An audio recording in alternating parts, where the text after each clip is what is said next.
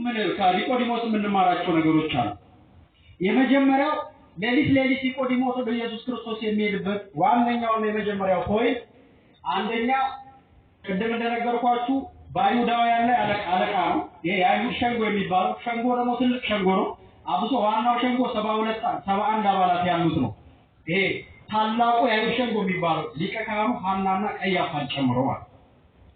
በዚህ ሸንጎ ውስጥ ደግሞ ኒቆዲሞስም አለበት። ሸንጎ ንዑሳን ክፍሎች አሉ። ከንዑሳን ክፍሎች ላይ ደግሞ አለቃው ኒቆዲሞስ ነው። አሁን አይሁዳውያን በህጋቸው ይሄ ዋናው ሸንጎ የሚሰበሰበው ለሶስት ነገር ነው። ሐሰተኛ ነብይ ሲነሳ በዘመኑ ያለው ንጉሱ ወይም ቄሳሩ ጥፋት ሲያጠፋና ሊቀ ካህኑ ሃይማኖት ስህተት ከተገኘበት ተሰብስቦ ለዚህ ለሶስት ጉዳይ ውሳኔ ይሰጣል። ያለ ሶስት ምክንያት አይሰበሰብም። የኒቆዲሞስ አባላት ግን የሚሰበሰቡት በማናቸውም ጊዜ የሆነ ነገር ሲፈጠር ያንን ነገር ከስሩ ለማድረግ ይሰበሰባሉ። የዮሐንስ ወንጌል ምዕራፍ 7 ላይ እንዳለው ነው። ዮሐንስ 7 ላይ ኒቆዲሞስ የአይሁድ ሸንጎ ሰብስቦ ስለ ኢየሱስ ክርስቶስ መነጋገር ጀመሩ።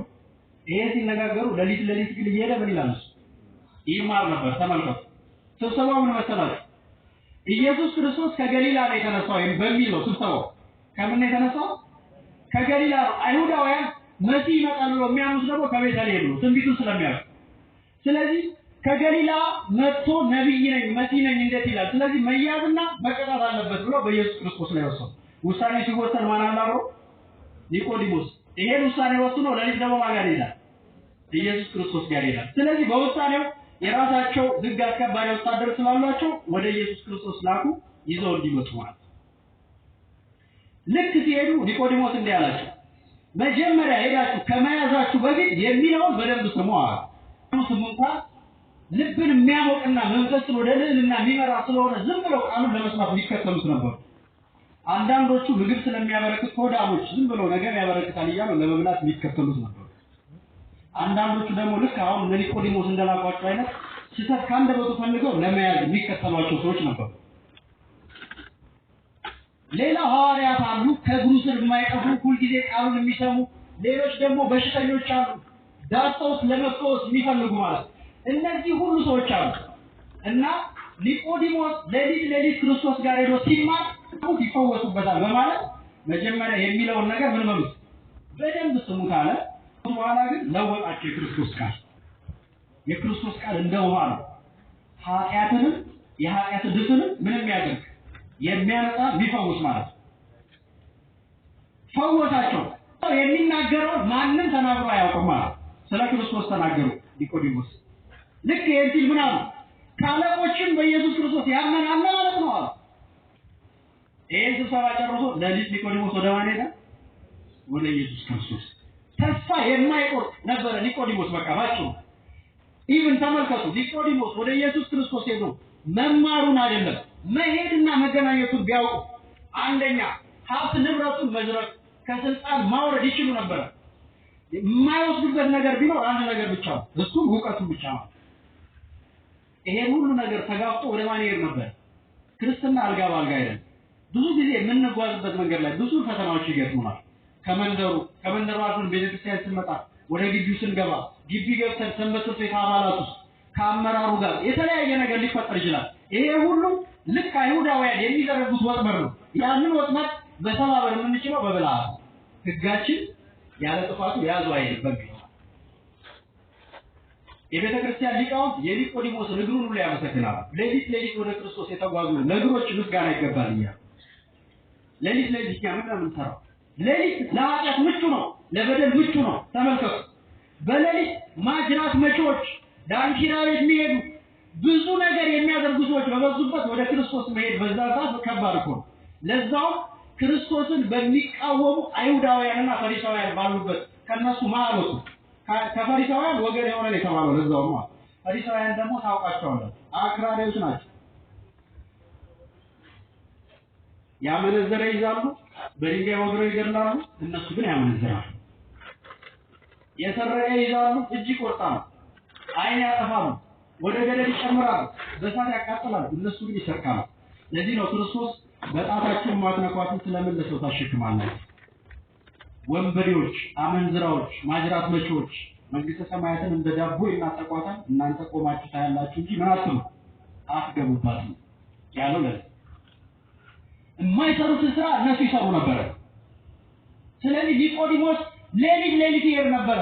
ሌሊት የሚሄደው ቀን ብዙ ስራ ስለሚሰራ ጥፋት አጥፍቶ ይመጣል፣ በደል ውሳኔ ያስወስናል። ይሄን የመሳሰሉትን ነገር ስለሚሰራ ሌሊት ይሄዳል። ሁለተኛው ደግሞ ሌሊት የሚሄደው አይሁድን ፈርቶ ካዩ ምን ስለሚያደርጉ ቀደም ያልኳችሁ። ሶስተኛ ደግሞ ውዳሴ ከብዙ ሽቶ ነው። እኛ አዋቂ ነው የእውቀት ደረጃ ላይ ደርሶ ብለን አለቃችን አድርገናል። እሱ ለካ ግን አላወቀም፣ ትምህርት ይማራል። ለዛው ሐሰተኛ ነብይ ነው ከምን ከኢየሱስ ክርስቶስ ብለው እንዳይ። ሶስተኛ የሊቃውንቱ ትርጓሜ ደግሞ ሌሊት የሚለው በሕገ ኦሪት ወይም ግላ ኦሪት ውስጥ በዛኛው እምነት ውስጥ ነበር ገና ወደ አዲስ ኪዳን። ስለዚህ ኒቆዲሞስ በብሉይ ኪዳን ሆኖ የአዲስ ኪዳን ትምህርት የሚማር ብሉይ ኪዳንንም የተማረ ምሁረ ኦሪትም ምሁረ አዲስ ኪዳን ሁለቱም ጉባኤ በአንድ ቦታ የሚማር ሰው ነበር ማለት ነው። በረከቱ በሁላችን ላይ። የመጨረሻው ኢየሱስ ክርስቶስ ለስቅላት ከደረሰ በኋላ ተመልከቱ፣ ክርስቶስ ይሙት በቃ የሚለው ፍርድ ሲወሰን ኒቆዲሞስ በስብሰባው ላይ አልተገኘም ነበር። ይሄ የአይሁድ ትልቁ ሸንጎ የተባለው ሊቀ ካህኑ የሚወስነው በሊቀ ካህኑ ግቢ ውስጥ ለብቻ ተወስኖ የተላለፈው ነው ይሙት በቃ የሚለው። በዛ ላይ የለም። ከሞተ በኋላ ግን ኢየሱስ ክርስቶስን ስጋውን አውርዶ ለመቅበር ወደ ጲላጦስ ሄዶ ነበር። ከማን ጋር? ከዮሴፍ ጋር። ዮሴፍ የሚባለው የእመቤታችን ጠባቂ አይደለም። ዮሴፍ ዘአርማትያስ ይባላል። በጣም ሕግ አዋቂ ነው። በባለጠግነቱም ከኒቆዲሞስ ጋር የሚተካከል ሰው ነበር። የኢየሱስ ክርስቶስን እንደ ኒቆዲሞስ ቀርቦ ሳይሆን ነገሩን በወሬ የሚሰማ ነበር ዮሴፍ ዘአርማትያስ። በኢየሱስ በተሰቀለበት ጎልጎታ አካባቢ ደግሞ ለራሱ ከድንጋይ ፈልፍሎ የሰራው አዲስ መቃብር ነበር ዮሴፍ። ስለዚህ አብረው ሄዱ ጲላጦስ ጋር የክርስቶስን ስጋ ጠየቁ። ጲላጦስን ፈቀደላቸው።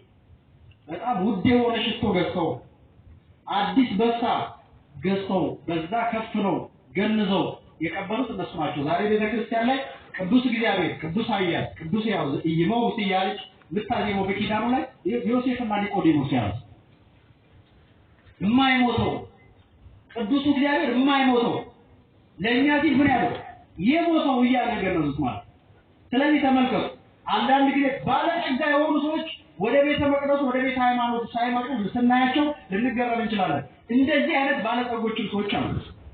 በባለጠግነታቸው እንደነ አብርሃም ያሉ እንደነ ኢዮብ ያሉ ያን ሁሉ ባለጠግነት ተነግተው እንኳን በቁስል ቤተሰቦቹ ሞተው እሱ በቁስል ተመቶ እስከ መጨረሻው እግዚአብሔር ሰጠ እግዚአብሔር ነሳ ብሎ እግዚአብሔር ያልተለየ። ስለዚህ ለዚህ ነው ክርስቶስ ባለጠጋ ወደ እግዚአብሔር መንግስት ከሚገባ ምንድን ያለው? ይሄ ምን ማለት ነው? ባለጠጋ መንግስተ ሰማያት አይገባ ማለት ነው ትርጉሙ አይደለም። ምን ማለት ነው? ጭንቅ ነው ማለት ነው። ለባለጠጋ ወደ ቤተ መቅደሱ መጡ፣ በጉልበቱ መንበርከክ መስገድ እንደዚህ ቁጭ ብሎ መማር ይችላል። ባለጠግነቱን ተወው እስኪ አሁን እዚህ አንድ ባለስልጣን አለ። ባለስልጣን ነው የቀበሌ ሹመኛ ነው የለም። ለምን ነው? ለምን ይመስላችኋል? ኒቆዲሞስ የአይሁድ ሊቃውንት በጻፉት ጽሑፍ ላይ ያለው እስራኤልን ለ11 ዓመት ሙሉ ህዝቡን ማለት ነው ምንም አይነት ስራ ሳይሰሩ መቀለብ የሚችል ሀብት ነበር ወይ? ለ11 ዓመት ይሄንን ያህል ባለጠጋ ነበር። ስለዚህ አንዳንድ ጊዜ አንድ ሰው ባለጠጋ ሲሆን እኮ አዋቂ የሚመስለን የለም። ኒቆዲሞስ ግን አዋቂም ነው ምንም ነው ባለጠጋም ነው ማለት። ይሄ ሁሉ ነገር እያለው ግን የክርስቶስ ፍቅር አገብሮት ለልጅ ይሄዳል። የመጨረሻ አሁን ቅድም የነገርኳችሁ ወደ እግዚአብሔር መንግስት የሚገባው ሰው ዳግመኛ ምን ሲል ነው? ሲወለድ ነው። ከምን? ከውሃና ከመንፈስ አይደለ? ከውሃና ከመንፈስ ሲወለድ የማን ልጅ ይሆናል ማለት ነው? የእግዚአብሔር። ከስጋ የተወለደ ምንድን ነው? ከመንፈስ የተወለደ መንፈስ ነው። አያችሁ፣ የስጋ ልደት ስጋ ነው፣ የመንፈስ ልደት ደግሞ መንፈስ ነው። ሐዋርያው ቅዱስ ጳውሎስ ለቆሮንቶስ መልእክቱ ላይ የሰማያዊውን መልክ እንደለበስን የመሬታዊውን መልክ እንደለበስን እንዲሁ የሰማያዊ መልክ ደግሞ እንለብሳለን።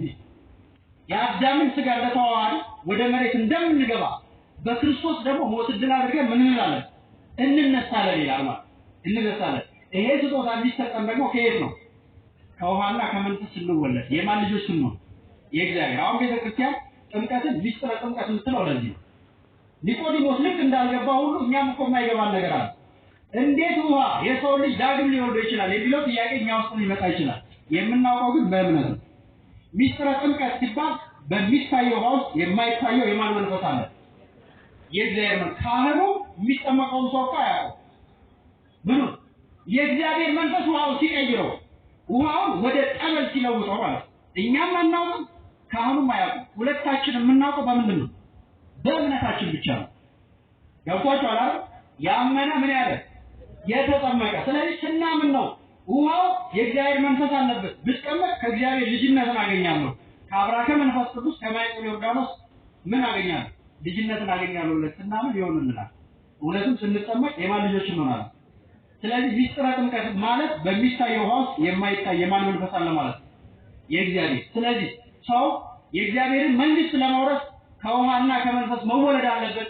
ከውሃና ከመንፈስ ለመወለድ ግን ውሃና መንፈስ መወለድ እንዴት ነው ለሚለው ጥያቄ በደንብ ገብቶናል። እንዴት?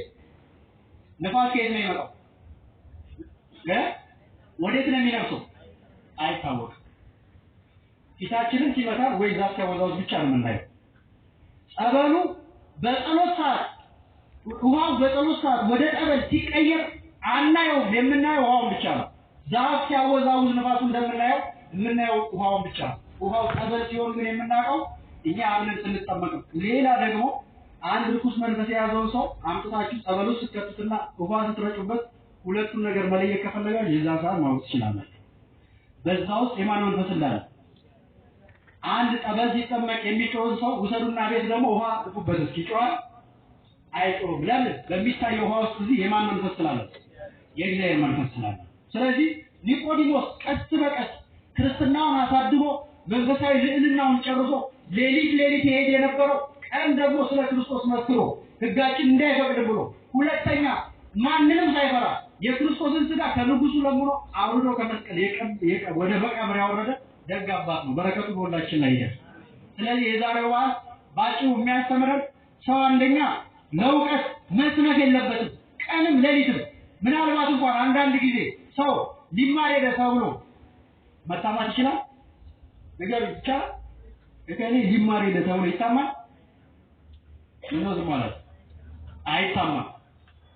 አልተማረም ተብሎስ ይታማል። ከሁለት ቤቱ ይሻላል። ሊማር ሄደ አይሻልም? ኒቆዲሞስ በፊትም እውቀት አለው፣ ግን ደግሞ በእውቀቱ ላይ ለመጨመር ሄደ። ሊማር ሄደ ቢሉት ይሻላል? መጀመሪያ አላዋቂ ነው ቢሉት ይሻላል? ሊማር ሄደ።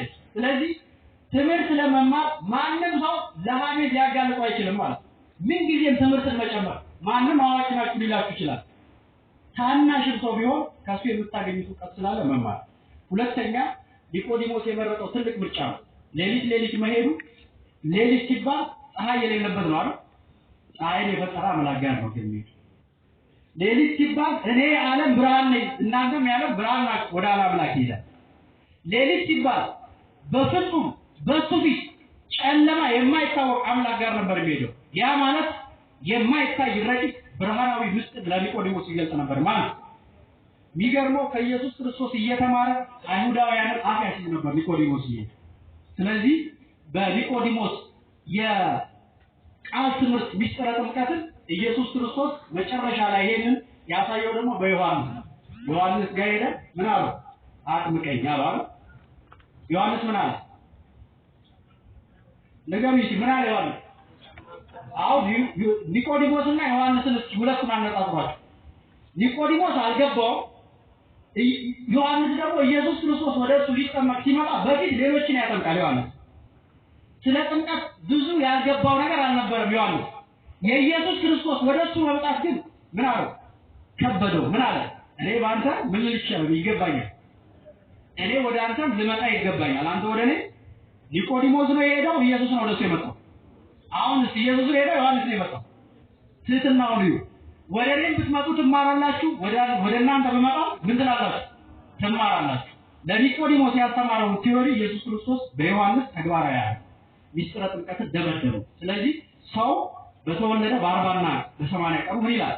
ይጠመቃል። ክርስቶስ ግን በ30 ዓመቱ መጠመቁ አዳም በተወለደ በ30 ዘመኑ ያጣትን ገነትን ምን እንዲላል እንዲመልስለት አንድም በዛ ተቀብሮ የነበረው ሌላ ደብዳቤ ለማጥፋት እንጂ እንደኛ በማይከል ዮርዳኖስ ቆሞ ልጅነትን ሊያገኝ አልነበረም።